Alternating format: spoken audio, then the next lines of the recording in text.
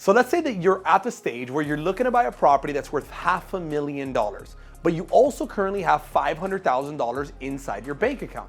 And you're now debating whether you should pay cash for the property, should you do a 15-year mortgage, or should you do a 30-year mortgage? During this video, I'm gonna be going over the exact mathematical breakdown on what is the best decision if you are considering the process of paying off your home very, very quickly. So let's say under scenario number one, you have the $500,000 and you just don't want to have a monthly payment. So you grab the $500,000, you pay off the house in cash, and now that means you pay no interest to any bank because now you paid off the property in cash. Now under scenario number two, you held on to your $500,000, but you got a 15-year mortgage. Now that means that your monthly payment, if you got a 5% interest rate, your monthly payment would be $3,953. Now remember, interest rates change all the time. So right now when you're listening to this, interest rates might be 6, 7, 8, 9, 10%, or maybe interest rates right now are at 3%. But if you look at overall, the average rate that interest rates have been on mortgages have been about 5 to 6% throughout the last 30 to 40 years. So now in that scenario, if you got a 15-year mortgage, throughout the 15 years, while you're making that $3,953 payment, you're gonna end up paying $211,000 in total interest. Now, under scenario number three, you said, okay, I'm gonna hold on to my $500,000, and then instead I'm gonna get a monthly payment over a 30-year period. Now your monthly payment is going to get smaller. Instead of paying $3,953, your monthly payment is going to be $2,684 a month. But now you do that for 30 years, you're going to end up paying $466,000 in just interest because you got a 30-year loan and you did not pay the house in cash. So now the question is, well, what do you do? Well, you see, most people will say, well, obviously you go and pay the house in cash. That way you don't throw away any of the interest. But there's one critical element that people don't stop and think about.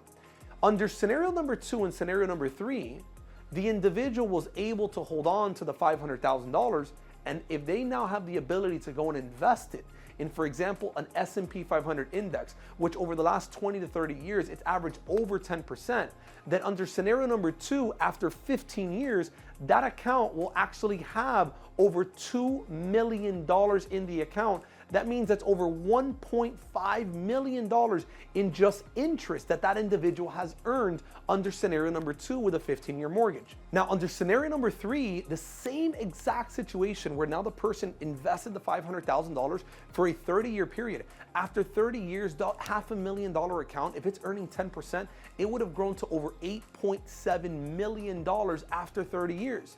But that means that's $8.2 million in just interest earned. So now I have to start asking myself the question, well, if under scenario number three, I got a loan for $500,000 and over the next 30 years, I throw away in interest $466,000, am I willing to throw away $466,000 in interest if I'm gonna make $7.2 million in growth during that same time period?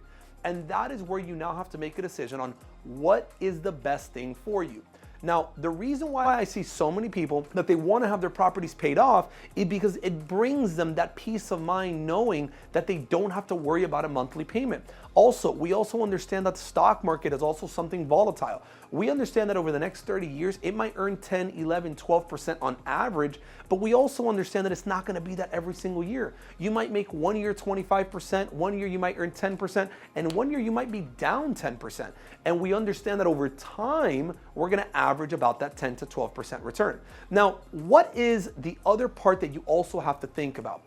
If I go and pay off my property in cash, you also have to think about a few other points that maybe most people completely ignore. Number one, we don't have access to the money in our home, meaning if I go and pay off my home right now, that money is not available. I have to now go ask permission from the bank if they can now lend me my money back out of the money that I paid off. The other part that I have to think about is, what about liquidity, right? What happens if tomorrow there's a massive emergency, you now get laid off from your job? Do you have access to capital in that scenario, in that case? So if I have my investment portfolio, I know I can take money out of my portfolio to be able to confront those types of emergencies if I need liquidity. The other question is, what happens if there's a health emergency and now I'm disabled and now my family needs access to money to be able to cover some sort of emergencies? Well, at least in my portfolio, I know that I have access to the funds. if I paid off my home, now I have to ask permission from the bank to see if they're willing to lend me the money. But if I now am disabled, that means I probably don't have a job. And if I don't have a job, I don't have income. And if I don't have income, the bank is not going to lend me any money. So when you're making this decision on whether you should pay off your house very quickly or do you want to instead invest your money, just stop and think about all these factors, because all of these factors play a critical role in the decision of how you're managing your wealth. If you need any guidance on how to make these decisions better, or you need some financial planning guidance, please make sure that you reach out with us. We can gladly sit you down with one of our advisors and we can give you specific information on how you should be making better decisions with your money. Talk